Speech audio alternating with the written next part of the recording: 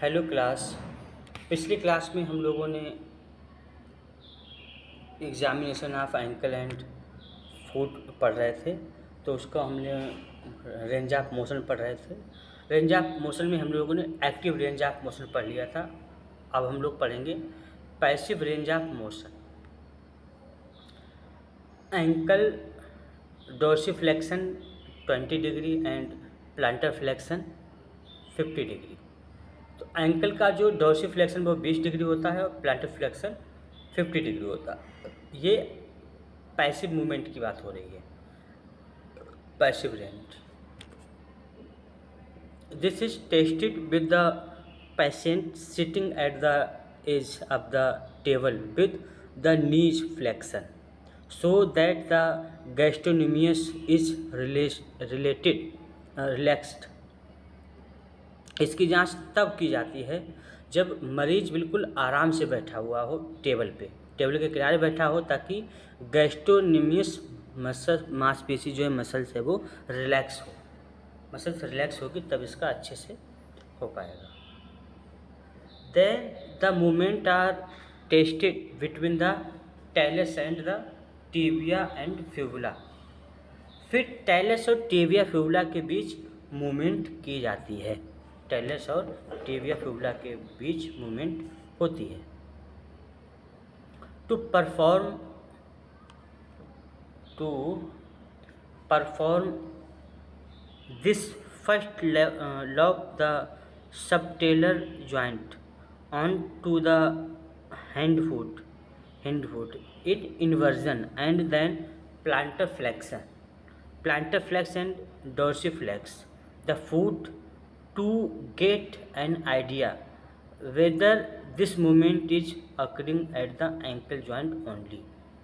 ऐसा करने के लिए पहले सबटेलर जॉइंट को इन्वर्जन में रखकर पिछले पैर पर लॉक करें और फिर पैर को प्लांटर फ्लेक्शन और डॉर्सिफ्लेक्स करके देखें कि क्या यह मूवमेंट हो रहा है, क्या यह मूवमेंट सिर्फ टखने के जोड़ पर हो रहा है। Decrease in the range of ankle movement may be seen in an extra articular swelling such as oedema following trauma or due to cardiac failure. चोट के बाद एडिमा यानी सूजन या हार्ट फेलियर जैसी एक्स्ट्रा आर्टिकुलर सूजन के कारण टखने के मूवमेंट की रेंज कम हो सकती है। टखने के मूवमेंट की रेंज कम हो सकती है। An intra articular swelling can also cause restriction of ankle movement such as fusion of the ankle joint और an ankle joint capsular construction. Intra articular सूजन भी टखने के मूवमेंट को रोक सकती है, जैसे कि टखने के जोड़ का जुड़ जाना या टखने के जोड़ के कैप्सूल का सिकुड़ना।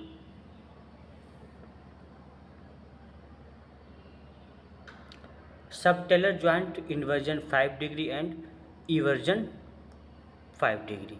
तो सबटेलर जॉइंट का जो इन्वर्जन है वो 5 डिग्री और इवर्जन जो है वो 5 डिग्री, ये भी 5 डिग्री होता है। This is tested by holding the distal tibia with the patient sitting on the edge of the table and the calcaneus is held with the other hand and everted by holding the heel. उसकी जांच तब की जाती है जब मरीज table के किनारे बैठा हो। एक हाथ से डिस्टल टिबिया को पकड़ा जाता है और दूसरे हाथ से कैलकेनियस एड़ी को हड्डी को पकड़ा जाता है। एड़ी को इन्वर्ट और इवर्ट किया जाता है।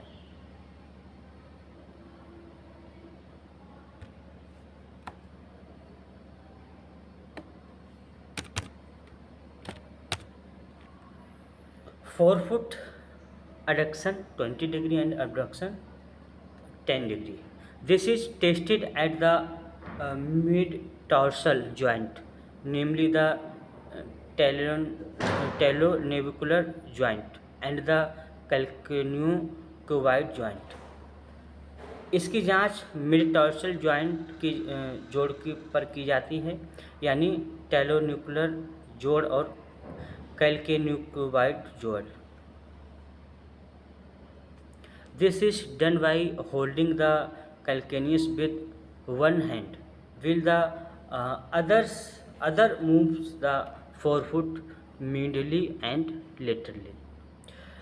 यह एक हाथ से कैल्केनियस को पकड़कर और दूसरे हाथ से फोरफुट को अंदर यानी मीडियली और बाहर लेटरली घुमाकर किया जाता है।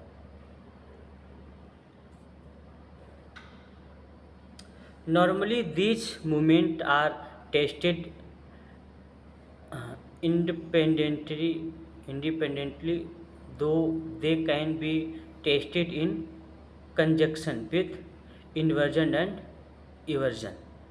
आमतौर पर इन गतिविधियों की जांच अलग अलग की जाती है, हालांकि इन्हें इवर्जन और इवर्जन के साथ भी जांचा जा सकता है। When forefoot adduction is tested with inversion of the ankle, it is called supination, and when eversion is tested with forefoot abduction, it is called pronation. जब एंकल के इन्वर्जन के साथ फोरफुट अडक्शन की जांच की जाती है तो इसे सुपिनेशन कहते हैं, और जब फोरफुट अबडक्शन के साथ इवर्जन की जांच की जाती है तो इसे प्रोनेशन कहते हैं। First metatarsophalangeal joint flexion 45 degree and extension 80 degree. Flexion 45 degree, extension 80 degree.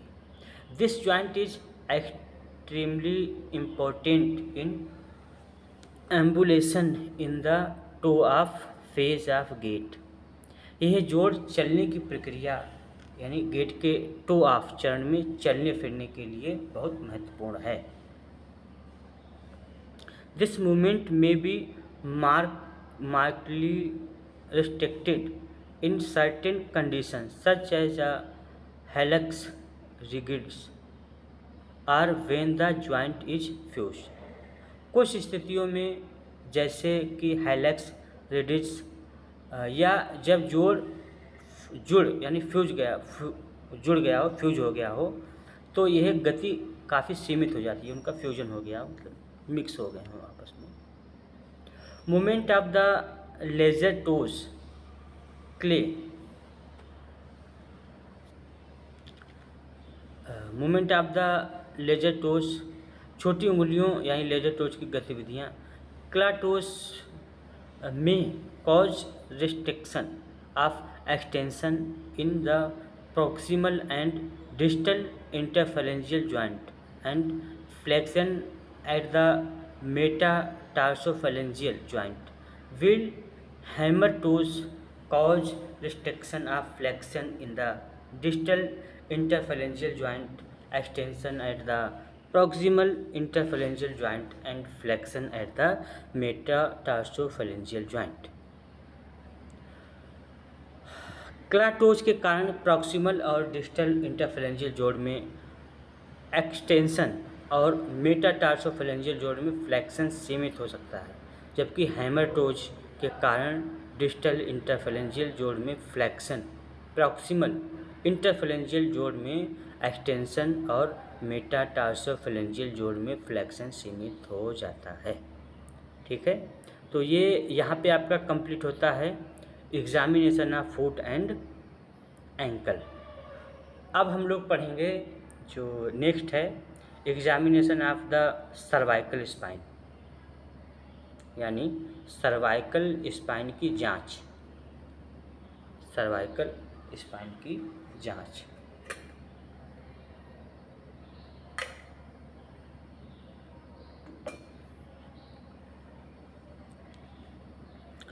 Examination of the cervical spine is done by inspection, palpation, neurologic examination, and certain special tests which are very helpful. Cervical spine की जांच देखकर, inspection यानी छूकर, palpation छूकर यानी palpation, neurological जांच और कुछ खास टेस्ट से की जाती है जो बहुत मददगार है। तो इसकी जांच इंस्पेक्शन देख के, पल्पेशन छू के, और कुछ न्यूरोलॉजिकल जांच होती हैं उसके माध्यम से सर्वाइकल की जांच की जाती है, सर्वाइकल स्पाइन की जांच की जाती है। The cervical spine has three main functions. Firstly, it provides support to stabilize the head. Secondly, it allows for a range of movement of the head.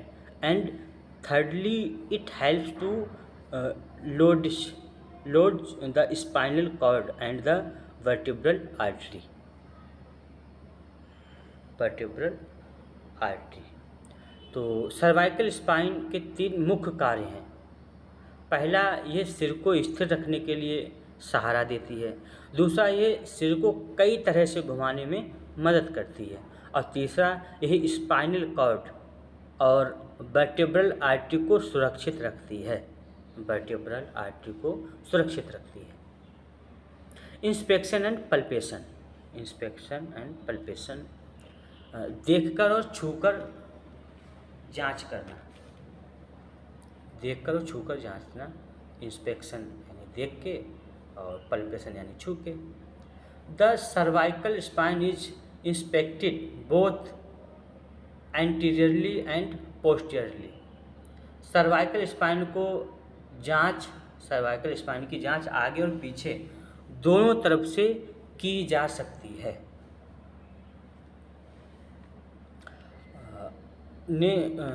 Anteriorly the silent points are the following. तो आगे से जांच के कुछ बिंदु हैं जो इस प्रकार हैं। आगे कैसे जांचेंगे? तो पहले हेड बोन जो कि गले पे होती है। The head bone this is horse show shaped bone landmark which is situated just above the thyroid cartilage and is at the level of the C3 vertebra body anteriorly। तो पहले क्या बताया, ये हाइड बोन जो होती है ये घोड़े के नाल के आकार की होती है। जैसे घोड़े की नाल होती है सी शेप में, वैसे ही होती है। थायराइड कार्टिलेज के ठीक ऊपर और सामने की तरफ होती है, C3 के सामने। थायराइड कार्टिलेज के ऊपर C3 के सामने वर्टेब्रल बॉडी के लेवल पर होती है, वर्टेब्रल बॉडी के लेवल पर होती है।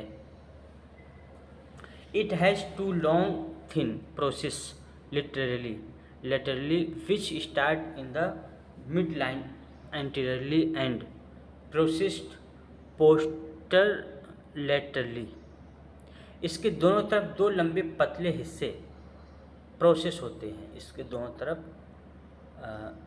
दो पतले हिस्से प्रोसेस होते हैं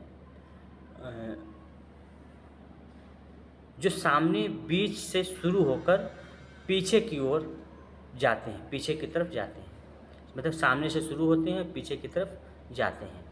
the bone can be palpated best by placing the examining hand on the wheel, asking the patient to swallow।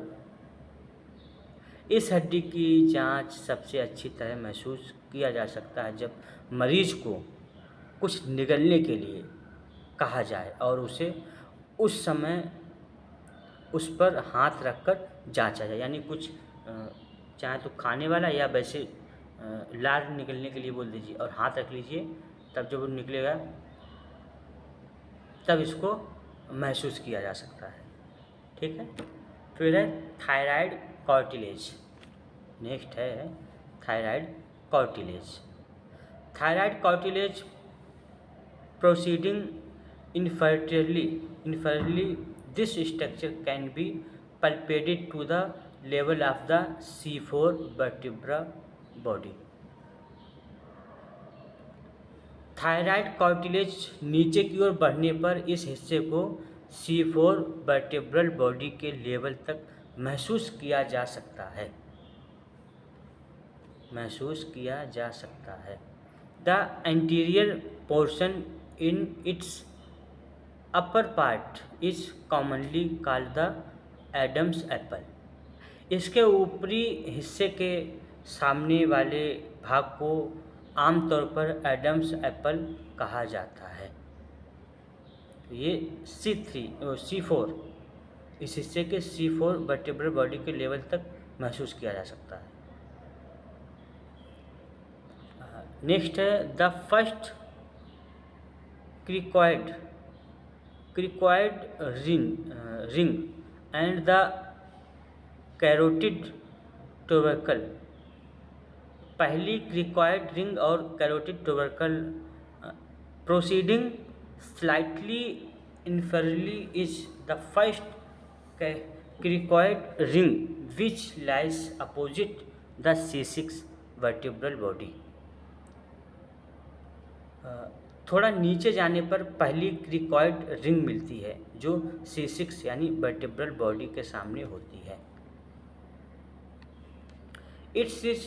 It is the only complete ring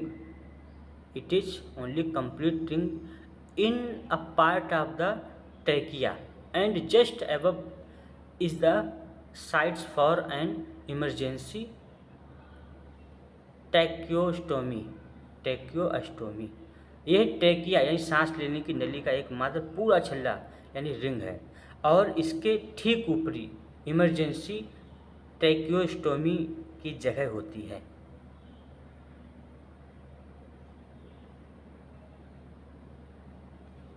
cricoid ring जो है ये ट्रेकिया का एक मात्र पूरा छल्ला है। Too much pressure in palpating this bony landmark में cause gagging of the patient and it is possible to palpate it touch with less obvious effect than with the thyroid cartilage by asking the patient to swallow। इस हड्डी वाले हिस्से को छूकर महसूस करते समय बहुत ज़्यादा दबाव डालने से मरीज को उल्टी जैसा महसूस हो सकता है। हालांकि मरीज को कुछ निगलने के लिए कहकर इससे महसूस किया जा सकता है, लेकिन थायराइड कार्टिलेज की तुलना में इसका असर कम स्पष्ट होता है।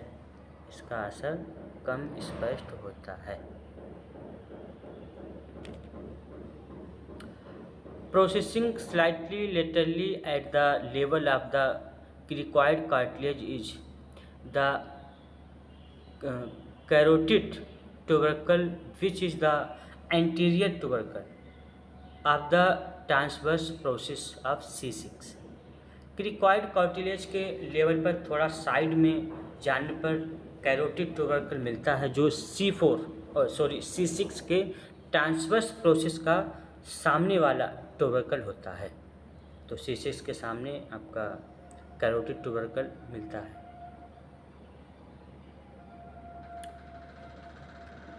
This forms an anatomic landmark for the anterior surgical approach to the C5 C6 and a mark for the injection of the stellate cervical ganglion। यह C5 C6 तक सामने से सर्जरी करने के लिए एक एनाटॉमिक लैंडमार्क और स्टेलेट सर्वाइकल गैंग्लियन में इंजेक्शन लगाने के लिए एक निशान का काम करता है। यानी यहाँ से यदि यहाँ पे इंजेक्शन वगैरह लगाना हो सर्जरी के समय C5 C6 के सामने सर्जरी, तो यहाँ से इंजेक्शन लगा सकते हैं, इंजेक्शन लगाने का कार्य करता है। ठीक है, आगे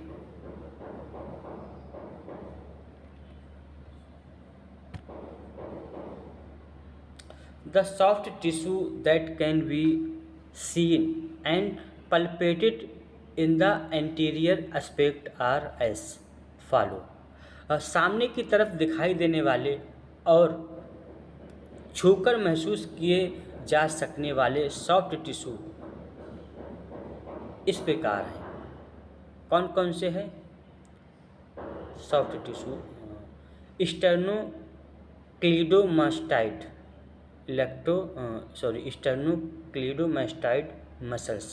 This muscles extend from the sternoclavicular joint to the mastoid process and can be palpated by asking the patient to turn the head to the opposite side so that the muscles is taut at the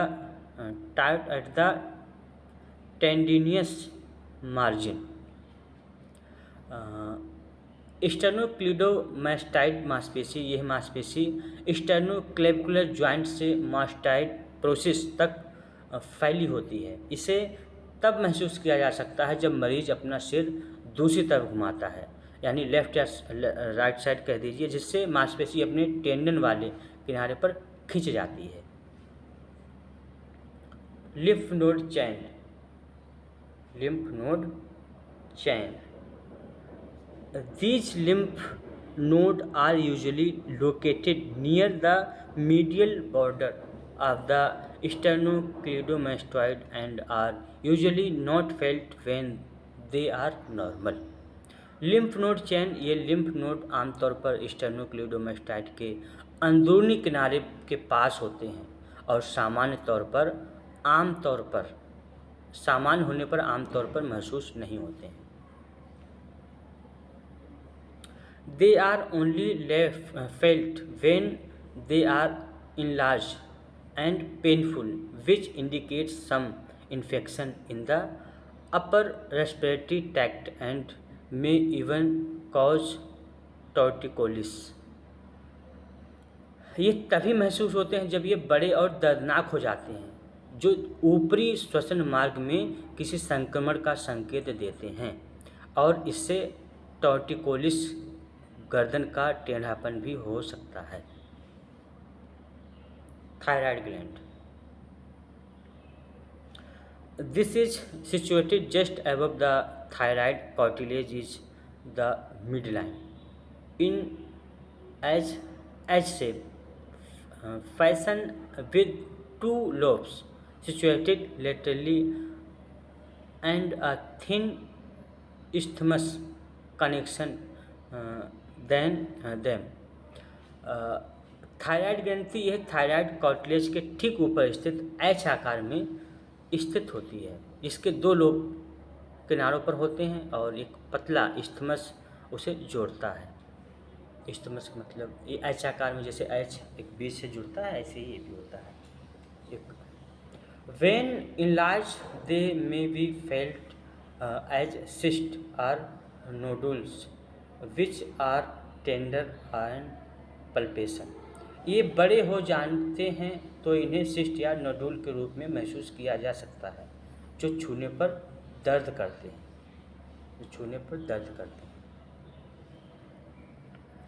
carotid pulse,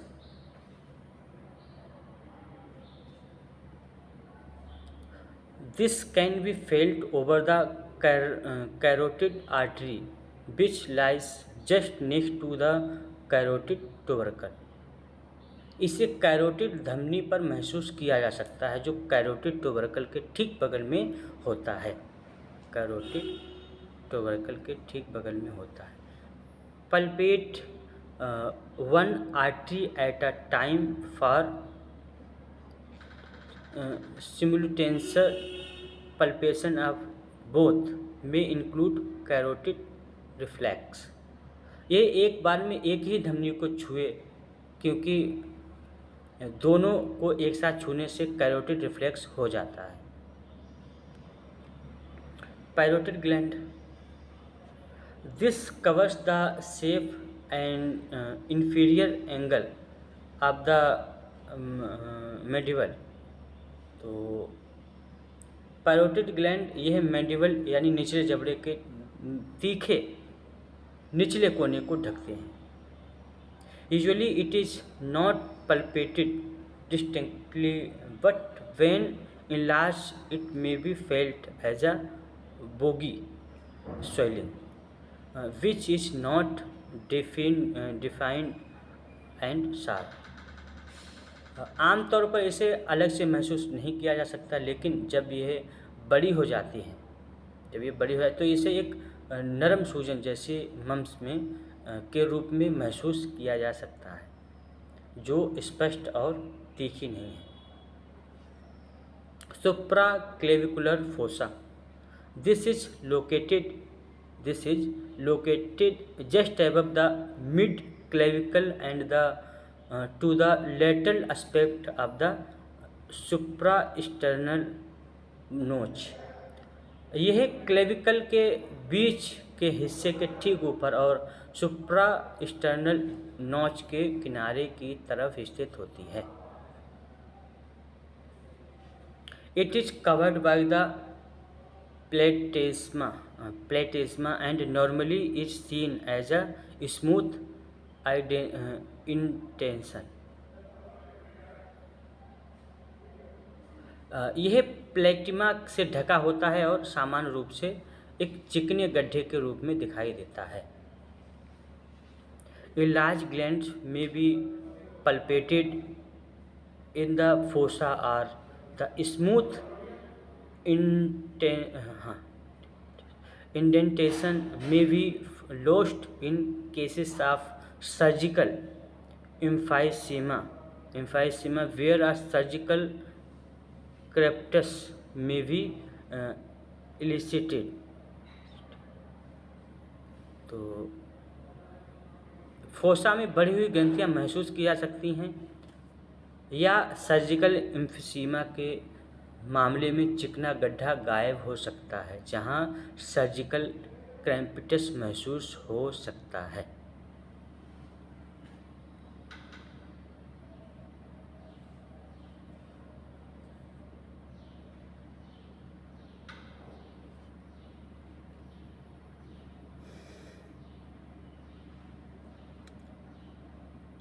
A cervical rib, when present in the supraclavicular fossa, may cause neurologic symptoms in the upper limb।